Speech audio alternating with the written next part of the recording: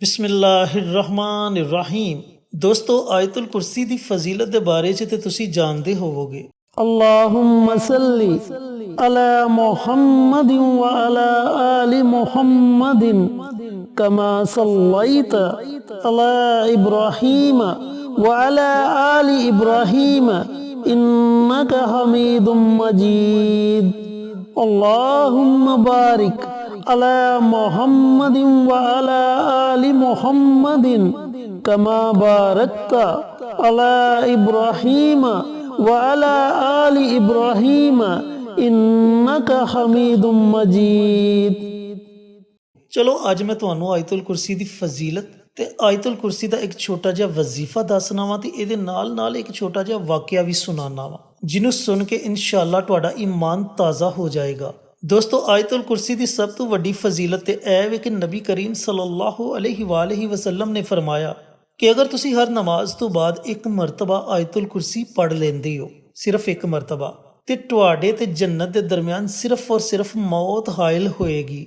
ਮਰਨ ਤੋਂ ਫੌਰਨ ਬਾਅਦ ਅੱਲਾਹ ਤਾਲਾ ਤੁਹਾਨੂੰ ਜੰਨਤ 'ਚ ਆਲਾ ਮੁਕਾਮ ਅਤਾ ਫਰਮਾਏਗਾ। ਦੋਸਤੋ, ਆਇਤੁਲ ਕੁਰਸੀ ਪੜ੍ਹਨ ਦਾ ਦੂਸਰਾ ਫਾਇਦਾ ਤੁਹਾਨੂੰ ਇਹ ਹੋਏਗਾ, ਅਗਰ ਤੁਸੀਂ ਆਇਤੁਲ ਕੁਰਸੀ ਪੜ੍ਹਨ ਦਾ ਮਾਮੂਲ ਬਣਾ ਲੈਂਦੇ ਹੋ ਤੇ ਤੁਸੀਂ ਅੱਲਾਹ ਦੀ ਹਿਫਾਜ਼ਤ ਵਿੱਚ ਆ ਜਾਂਦੇ ਹੋ ਤੇ ਅੱਲਾਹ ਤਾਲਾ ਤੁਹਾਨੂੰ ਹਰ ਤਰ੍ਹਾਂ ਦੇ ਸ਼ੈਤਾਨੀ ਸ਼ਰ ਤੋਂ ਆਪਣੀ ਹਿਫਾਜ਼ਤ ਵਿੱਚ ਰੱਖੇਗਾ। ਦੁਨੀਆ ਦੀ ਕੋਈ ਵੀ ਚੀਜ਼ ਤੁਹਾਡਾ ਕਿਸੇ ਕਿਸਮ ਦਾ ਕੋਈ ਵੀ ਨੁਕਸਾਨ ਨਹੀਂ ਕਰ ਸਕੇਗੀ।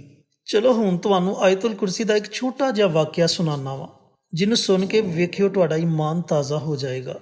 ਤੇ ਉਸ ਤੋਂ ਬਾਅਦ ਆਇਤੁਲ ਕੁਰਸੀ ਦਾ ਇੱਕ ਛੋਟਾ ਜਿਹਾ ਵਜ਼ੀਫਾ ਤੁਹਾਡੇ ਨਾਲ ਸ਼ੇਅਰ ਕਰਾਂਗਾ, ਜਿਹਨੂੰ ਪੜ੍ਹਨ ਤੋਂ ਬਾਅਦ ਤੁਸੀਂ ਅੱਲਾਹ ਰੱਬੁਲ ਇੱਜ਼ਤ ਦੇ ਅੱਗੇ ਜਿਹੜੀ ਵੀ ਦੁਆ ਮੰਗੋਗੇ, ਅੱਲਾਹ ਤਾਲਾ ਆਪਣੀ ਬਾਰਗਾਹ 'ਚ ਤੁਹਾਡੀ ਉਸ ਦੁਆ ਨੂੰ ਜ਼ਰੂਰ ਕਬੂਲੋ ਮਨਜ਼ੂਰ ਫਰਮਾਏਗਾ। ਪਹਿਲੇ ਵਾਕਿਆ ਸੁਣਾਉਂਦੇ ਆ, ਫਿਰ ਵਜ਼ੀਫੇ ਦੀ ਤਰਫ ਚੱਲਨੇ ਆ। ਮੁਨੀਬਾ ਨਾਮ ਦੀ ਇੱਕ ਲੜਕੀ ਸੀ, ਜਿਹੜੀ ਸ਼ਾਮ ਦੇ ਟਾਈਮ ਆਪਣੀ ਭੈਣ ਨੂੰ ਮਿਲਣ ਵਾਸਤੇ ਗਈ। ਜਦੋਂ ਆਪਣੇ ਭੈਣ ਦੇ ਘਰ ਗਈ ਤੇ ਉੱਥੇ ਉਹਨੂੰ ਕਾਫੀ ਟਾਈਮ ਲੱਗ ਗਿਆ। ਉਹ ਹੈ ਵੀ ਇਕੱਲੀ ਸੀ। ਜਦੋਂ ਘਰ ਵਾਪਸ ਆ ਰਹੀ ਸੀ ਤੇ ਉਹਨਾਂ ਦੇ ਘਰ ਦਾ ਬਹੁਤ ਜ਼ਿਆਦਾ ਲੰਬਾ ਸਫ਼ਰ ਸੀ, ਲੇਕਿਨ ਇੱਕ ਸ਼ਾਰਟਕਟ ਸਫ਼ਰ ਵੀ ਸੀ। ਇੱਕ ਛੋਟੀ ਜਿਹੀ ਗਲੀ ਵੀ ਉਹਨਾਂ ਦੇ ਘਰ ਨੂੰ ਜਾਂਦੀ ਸੀ ਤੇ ਉਹਨੇ ਫੈਸਲਾ ਕੀਤਾ ਕਿ ਕਿਉਂ ਨਾ ਐਡਾ ਲੰਮਾ ਸਫ਼ਰ ਕਰਨ ਦੀ ਬਜਾਏ ਮੈਂ ਸ਼ਾਰਟਕਟ ਕਰਨੀ ਆ ਤੇ ਇਸ ਗਲੀ ਦੇ ਵਿੱਚੋਂ ਦੀ ਹੋ ਕੇ ਆਪਣੇ ਘਰ ਪਹੁੰਚ ਜਾਨੀ ਆ। ਜਦੋਂ ਉਸ ਗਲੀ ਦੇ ਵਿੱਚੋਂ ਦੀ ਗਈ ਤੇ ਉਹ ਗਲੀ ਬਿਲਕੁਲ ਵੀਰਾਨ ਸੀ। ਉਹਨੇ ਆਪਣੇ ਸਾਹਮਣੇ ਇੱਕ ਅਜਨਬੀ ਨੂੰ ਵੇਖਿਆ। ਉਸ ਗਲੀ ਵਿੱਚ ਮੁਨੀਬਾ ਤੇ ਉਸ ਬੰਦੇ ਦੇ ਇਲਾਵਾ ਕੋਈ ਇਨਸਾਨ ਨਹੀਂ ਸੀ ਤੇ ਮੁਨੀਬਾ ਉਹਨੂੰ ਵੇਖ ਕੇ ਪਰੇਸ਼ਾਨ ਹੋ ਗਈ। ਫਿਰ ਉਹਨੇ ਅੱਲਾਹ ਦਾ ਨਾਮ ਲਿਆ ਤੇ ਆਇਤੁਲ ਕੁਰਸੀ ਪੜ੍ਹਨੀ ਸ਼ੁਰੂ ਕਰ ਦਿੱਤੀ। ਆਇਤੁਲ ਕੁਰਸੀ ਪੜ੍ਹਦੀ ਗਈ ਤੇ ਚਲਦੀ ਗਈ, ਪੜ੍ਹਦੀ ਗਈ ਤੇ ਚਲਦੀ ਗਈ। ਉਹ ਬੜੇ ਆਰਾਮ ਦੇ ਨਾਲ ਉਸ ਬੰਦੇ ਦੇ ਕੋਲੋਂ ਦੀ ਗੁਜ਼ਰ ਗਈ ਤੇ ਸਹੀ ਸਲਾਮਤ ਆਪਣੇ ਘਰ ਪਹੁੰਚ ਗਈ। ਜਦੋਂ ਸਵੇਰ ਉੱਠੀ ਤੇ ਸਵੇਰ ਅਖਬਾਰ ਪੜ੍ਹਿਆ ਤੇ ਅਖਬਾਰ ਦੇ ਵਿੱਚ ਖਬਰ ਇਹ ਛਪੀ ਕਿ ਉਸ ਗਲੀ ਦੇ ਵਿੱਚ ਇੱਕ ਲੜਕੀ ਨਾਲ ਜ਼ਿਆਦਤੀ ਕੀਤੀ ਗਈ ਹੈ ਤੇ ਉਹਦਾ ਕਤਲ ਕਰ ਦਿੱਤਾ ਗਿਆ। ਔਰ ਇਹ ਕਤਲ ਤੇ ਜ਼ਿਆਦਤੀ ਉਸੇ ਹੀ ਅਜਨਬੀ ਨੇ ਕੀਤੀ ਜਿਹਦੇ ਕੋਲੋਂ ਦੀ ਮੁਨੀਬਾ ਗੁਜ਼ਰ ਕੇ ਆਈ ਸੀ। ਉਸ ਬੰਦੇ ਨੂੰ ਪੁਲਿਸ ਨੇ ਆਪਣੀ ਹਿਰਾਸਤ ਵਿੱਚ ਲੈ ਲਿਆ। ਸਵੇਰ ਹੋਈ ਤੇ ਮੁਨੀਬਾ ਫੌਰਨ ਪੁਲਿਸ ਸਟੇਸ਼ਨ ਗਈ। ਪੁਲਿਸ ਸਟੇਸ਼ਨ ਜਾ ਕੇ ਕਹਿਣ ਲੱਗੀ ਕਿ ਮੈਂ ਵੀ ਰਾਤ ਨੂੰ ਐਸੇ ਗਲੀ ਦੇ ਵਿੱਚੋਂ ਦੀ ਗੁਜ਼ਰ ਕੇ ਆਈ ਸਾਂ ਤੇ ਐਸੇ ਬੰਦੇ ਦੇ ਕੋਲੋਂ ਗੁਜ਼ਰ ਕੇ ਆਈ ਸਾਂ, ਲੇਕਿਨ ਇਹਨੇ ਮੈਨੂੰ ਤੇ ਕੁਝ ਨਹੀਂ ਸੀ ਕਿਹਾ। ਪੁਲਿਸ ਵਾਲੇ ਨੇ ਕਿਹਾ ਤੇ ਚੱਲ ਇਸ ਬੰਦੇ ਕੋਲ ਹੀ ਪੁੱਛ ਲੈਂਦੇ ਆ ਕਿ ਇਹਨੇ ਤੈਨੂੰ ਕਿਉਂ ਕੁਝ ਨਹੀਂ ਸੀ ਕਿਹਾ। ਪੁਲਿਸ ਵਾਲੇ ਨੇ ਜਦੋਂ ਉਸ ਮੁਜਰਮ ਨੂੰ ਪੁੱਛਿਆ ਤੇ ਉਹ ਕਹਿਣ ਲੱਗਾ ਕਿ ਜਦੋਂ ਇਹ ਗਲੀ ਵਿੱਚੋਂ ਕੁੜੀ ਆ ਰਹੀ ਸੀ ਤੇ ਇਹ ਇਕੱਲੀ ਨਹੀਂ ਸੀ, ਇਹਦੇ ਨਾਲ ਦੋ ਹੋਰ ਬੰਦੇ ਸਨ, ਲੰਬੇ ਲੰਬੇ ਕੱਦ ਵਾਲੇ, ਤੇ ਉਹਨਾਂ ਦੇ ਪਰ ਸਨ, ਜਿਨ੍ਹਾਂ ਨੂੰ ਵੇਖ ਕੇ ਮੈਂ ਡਰ ਗਿਆ ਤੇ ਮੈਂ ਇਹਨੂੰ ਕੁਝ ਨਹੀਂ ਸੀ ਕਿਹਾ। ਤੇ ਦੋਸਤੋ, ਇਹ ਛੋਟਾ ਜਿਹਾ ਵਾਕਿਆ ਸੁਣਾਉਣ ਦਾ ਮਕਸਦ ਇਹ ਵੇ ਕਿ ਆਇਤੁਲ ਕੁਰਸੀ ਪੜ੍ਹਨ ਵਾਲਾ ਬੰਦਾ ਅੱਲਾਹ ਰੱਬੁਲ ਇੱਜ਼ਤ ਦੀ ਹਿਫਾਜ਼ਤ ਵਿੱਚ ਆ ਜਾਂਦਾ ਹੈ ਤੇ ਅੱਲਾਹ ਤਾਲਾ ਉਹਦੀ ਹਿਫਾਜ਼ਤ ਵਾਸਤੇ ਫਰਿਸ਼ਤਿਆਂ ਨੂੰ ਮੁਕਰਰ ਕਰ ਦਿੰਦਾ ਹੈ। ਆਇਆ ਨਾ ਮਜ਼ਾ ਵਾਕਿਆ ਸੁਣ ਕੇ? ਕਿੰਨਾ ਮਜ਼ੇਦਾਰ ਵਾਕਿਆ ਤੇ ਕਿੰਨਾ ਈਮਾਨ ਫਰੋਜ਼ ਵਾਕਿਆ ਹੈ, ਜਿਹਨੂੰ ਸੁਣ ਕੇ ਬੰਦੇ ਦਾ ਈਮਾਨ ਤਾਜ਼ਾ ਹੋ ਜਾਂਦਾ ਹੈ। ਹੁਣ ਵਜ਼ੀਫੇ ਦੀ ਤਰਫ ਚੱਲਨੇ ਆ ਤੇ ਤੁਹਾਨੂੰ ਵਜ਼ੀਫਾ ਦੱਸਨੇ ਆ ਕਿ ਆਇਤੁਲ ਕੁਰਸੀ ਨੂੰ ਪੜ੍ਹਨ ਨਾਲ ਤੁਹਾਨੂੰ ਕਿੰਨੇ ਜ਼ਿਆਦਾ ਫਾਇਦੇ ਹੋਣਗੇ। ਵੇਖੋ, ਅਗਰ ਕੋਈ ਵੀ ਤੁਹਾਡੀ ਹਾਜਤ ਹੈ, ਤੁਹਾਡਾ ਕੋਈ ਵੀ ਮਕਸਦ ਹੈ ਤੇ ਤੁਸੀਂ ਪਰੇਸ਼ਾਨ ਨਾ ਹੋਇਆ ਕਰੋ। ਅੱਲਾਹ ਦੇ ਦਰ ਦਾ ਦਰਵਾਜ਼ਾ ਖਟਖਟਾਇਆ ਕਰੋ। ਜਦੋਂ ਤੁਸੀਂ ਅੱਲਾਹ ਕੋਲੋਂ ਮੰਗੋਗੇ ਨਾ ਤੇ ਅੱਲਾਹ ਤੁਹਾਨੂੰ ਜ਼ਰੂਰ ਅਤਾ ਕਰੇਗਾ, ਪਰ ਮੰਗਣਾ ਨੀਅਤ ਦੇ ਨਾਲ ਹੈ, ਬੇਨਿਜਤਾ ਹੋ ਕੇ ਨਹੀਂ ਮੰਗਣਾ। ਜਦੋਂ ਬੇਨਿਜਤਾ ਹੋ ਕੇ ਮੰਗੋਗੇ ਤੇ ਫਿਰ ਕੁਝ ਵੀ ਨਹੀਂ ਲੱਭਣ ਵਾਲਾ। ਅੱਛਾ, ਅਮਲ ਤੁਸੀਂ ਕਰਨਾ ਜੁਮੇ ਵਾਲੇ ਦਿਨ। ਜੁਮੇ ਵਾਲੇ ਦਿਨ ਨਮਾਜ਼ ਅਸਰ ਤੋਂ ਬਾਅਦ ਪੜ੍ਹ ਲਓ ਜਾਂ ਪੂਰਾ ਦਿਨ ਤੁਹਾਡੇ ਕੋਲ ਹੈ, ਜਦੋਂ ਤੁਹਾਡਾ ਦਿਲ ਕਰੇ ਉਦੋਂ ਤੁਸੀਂ ਅਮਲ ਕਰ ਸਕਦੇ ਹੋ।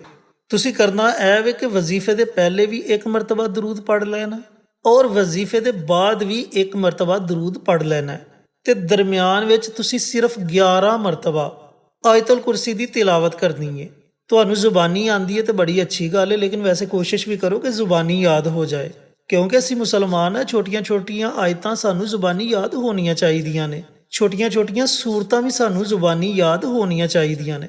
ਮੇਰੀ ਨਜ਼ਰਾਂ ਵਿੱਚੋਂ ਇੱਕ ਟਿਕਟੌਕ ਗੁਜ਼ਰੀ, ਜਿਹਦੇ ਵਿੱਚ ਇੱਕ ਮੌਲਵੀ ਸਾਹਿਬ ਨੌਜਵਾਨ ਮੁੰਡਿਆਂ ਨੂੰ ਸਵਾਲ ਪੁੱਛ ਰਹੇ ਨੇ ਕਿ ਸਾਡੇ ਨਬੀ ਕਰੀਮ ਸੱਲੱਲਾਹੁ ਅਲੈਹਿ ਵਸੱਲਮ ਦਾ ਨਾਮ ਮੁਬਾਰਕ ਕੀ ਹੈ। ਤੇ ਅਫਸੋਸ ਉਹਨਾਂ ਨੌਜਵਾਨਾਂ ਨੂੰ ਨਬੀ ਕਰੀਮ ਸੱਲੱਲਾਹੁ ਅਲੈਹਿ ਵਸੱਲਮ ਦਾ ਨਾਮ ਮੁਬਾਰਕ ਨਹੀਂ ਆ ਰਿਹਾ। ਉਹ ਸਭ ਨੇ ਉਹਨਾਂ ਨੂੰ ਕਲਮਾ ਪੁੱਛਿਆ, ਉਹਨਾਂ ਨੂੰ ਕਲਮਾ ਤੱਕ ਪੜ੍ਹਨਾ ਨਹੀਂ ਆਇਆ। ਮੈਨੂੰ ਦੇਖ ਕੇ ਇਹ ਨਵੀਂ ਜਨਰੇਸ਼ਨ ਤੇ ਇੰਨਾ ਅਫਸੋਸ ਹੋਇਆ ਕਿ ਅਸੀਂ ਨਾਂ ਦੇ ਮੁਸਲਮਾਨ ਰਹਿ ਗਏ ਹਾਂ। ਅਸੀਂ ਕਿਹੜੀ ਸਾਈਡ ਵੱਲ ਜਾ ਰਹੇ ਹਾਂ? ਸਾਡਾ ਮਕਸਦ ਕੀ ਹੈ? ਅਸੀਂ ਕਿਸ ਮਕਸਦ ਵਾਸਤੇ ਪੈਦਾ ਕੀਤੇ ਗਏ? ਤੇ ਦੋਸਤੋ, ਆਪਣੇ ਬੱਚਿਆਂ ਨੂੰ ਇਸਲਾਮ ਦੀ ਤਰਫ ਲੈ ਕੇ ਆਓ, ਨਮਾਜ਼ ਦੀ ਤਰਫ ਲੈ ਕੇ ਆਓ, ਕੁਰਾਨ ਦੀ ਤਰਫ ਲੈ ਕੇ ਆਓ। ਬਲਕਿ ਉਹਨਾਂ ਨੂੰ ਕਹੋ ਕਿ ਜਦੋਂ ਤੁਸੀਂ ਕੁਰਾਨ ਪਾਕ ਦੀ ਤਿਲਾਵਤ ਕਰੋ ਤੇ ਕੁਰਾਨ ਨੂੰ ਸਮਝ ਕੇ ਪੜੋ, ਤਰਜਮੇ ਦੇ ਨਾਲ ਪੜੋ, ਤਾਂ ਕਿ ਤੁਸੀਂ ਇਹਦੇ ਤੋਂ ਸਿੱਖ ਸਕੋ। ਤੇ ਕੋਸ਼ਿਸ਼ ਕਰੋ ਕਿ ਆਇਤੁਲ ਕੁਰਸੀ ਨੂੰ ਜ਼ੁਬਾਨੀ ਯਾਦ ਕੀਤਾ ਜਾਏ। ਹਾਂ, ਅਗਰ ਤੁਹਾਨੂੰ ਜ਼ੁਬਾਨੀ ਯਾਦ ਹੈ ਤੇ ਅਵਲ ਆਖਰ ਇੱਕ ਮਰਤਬਾ ਦਰੂਦ ਪੜੋ, ਦਰਮਿਆਨ ਵਿੱਚ ਸਿਰਫ 7 ਮਰਤਬਾ ਆਇਤੁਲ ਕੁਰਸੀ ਪੜੋ। ਅਗਰ ਤੁਹਾਨੂੰ ਜ਼ੁਬਾਨੀ ਯਾਦ ਨਹੀਂ ਤੇ ਕੁਰਾਨ ਪਾਕ ਤੋਂ ਦੇਖ ਕੇ 7 ਮਰਤਬਾ ਆਇਤੁਲ ਕੁਰਸੀ ਪੜੋ ਤੇ ਅਵਲ ਆਖਿਰ ਇੱਕ ਮਰਤਬਾ ਦਰੂਦ ਪੜੋ। ਤੇ ਉਸ ਤੋਂ ਬਾਅਦ ਤੁਸੀਂ ਅੱਲਾ ਰੱਬੁਲ ਇੱਜ਼ਤ ਦੀ ਬਾਰਗਾਹ 'ਚ ਦੁਆ ਮੰਗਣੀ ਹੈ ਕਿ ਯਾ ਪਰਵਰਦਿਗਾਰ, ਇਹ ਮੇਰਾ ਫਲਾਣਾ ਮਕਸਦ ਹੀ, ਮੇਰੀ ਫਲਾਣੀ ਹਾਜਤ ਹੀ, ਮੈਂ ਬੜਾ ਆਜਜ਼ ਬੰਦਾ ਹੂੰ, ਮੈਂ ਬੜੀ ਆਜਜ਼ ਬੰਦੀ ਹੂੰ, ਅਸੀਂ ਬੜੇ ਗੁਨਾਹਗਾਰ ਹੂੰ, ਸਾਡੀ ਦੁਆ ਆਪਣੀ ਬਾਰਗਾਹ 'ਚ ਕਬੂਲ ਕਰ ਲੈ। ਜਦੋਂ ਤੁਸੀਂ ਬੜੇ ਆਜਜ਼ਾਨਾ ਤਰੀਕੇ ਦੇ ਨਾਲ ਅੱਲਾਹ ਤਾਲਾ ਦੀ ਬਾਰਗਾਹ 'ਚ ਦੁਆ ਮੰਗੋਗੇ ਤੇ ਅੱਲਾਹ ਤਾਲਾ ਤੁਹਾਡੀ ਦੁਆ ਨੂੰ ਕਦੀ ਵੀ ਰੱਦ ਨਹੀਂ ਕਰੇਗਾ। ਅੱਲਾਹ ਤਾਲਾ ਤੁਹਾਡੀ ਦੁਆ ਨੂੰ ਆਪਣੀ ਬਾਰਗਾਹ 'ਚ ਜ਼ਰੂਰ ਕਬੂਲੋ ਮਨਜ਼ੂਰ ਫਰਮਾਏਗਾ।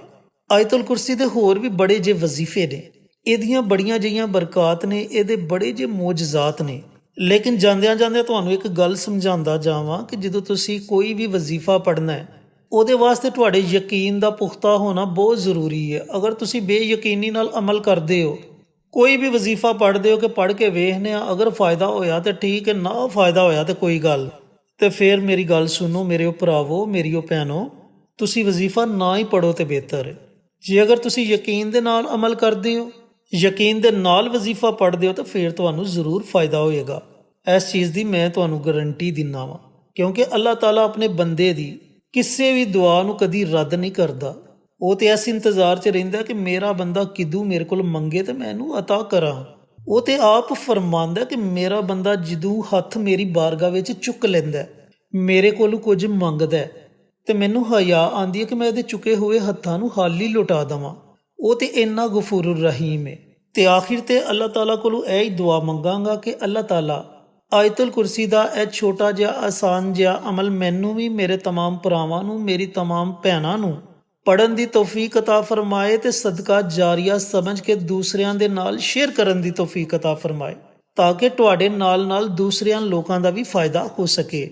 ਤੇ ਜੇ ਅਗਰ ਤੁਹਾਨੂੰ ਇਹ ਛੋਟਾ ਜਿਹਾ ਅਮਲ ਪਸੰਦ ਆਇਆ ਤੇ ਚੈਨਲ ਨੂੰ ਸਬਸਕ੍ਰਾਈਬ ਕਰ ਦੇਵੋ, ਵੀਡੀਓ ਨੂੰ ਲਾਈਕ ਕਰੋ ਤੇ ਸ਼ੇਅਰ ਕਰੋ, ਤਾਂ ਕਿ ਅਸੀਂ ਸਾਰੇ ਮਿਲ ਕੇ ਇਹ ਸਦਕਾ ਜਾਰੀਆ ਦਾ ਅਮਲ ਜਾਰੀ ਰੱਖ ਸਕੀਏ। ਇਨਸ਼ਾਅੱਲਾ ਫਿਰ ਕਿਸੇ ਨਵੀਂ ਵੀਡੀਓ ਦੇ ਨਾਲ, ਅੱਛੇ ਵਜ਼ੀਫੇ ਦੇ ਨਾਲ ਤੁਹਾਡੀ ਖਿਦਮਤ ਵਿੱਚ ਹਾਜ਼ਰ ਹੋਵਾਂਗੇ। ਉਦੋਂ ਤੱਕ ਸਾਨੂੰ ਦਵੋ ਇਜਾਜ਼ਤ। अस्सलामु अलैकुम वरहमतुल्लाहि वबरकातुहू।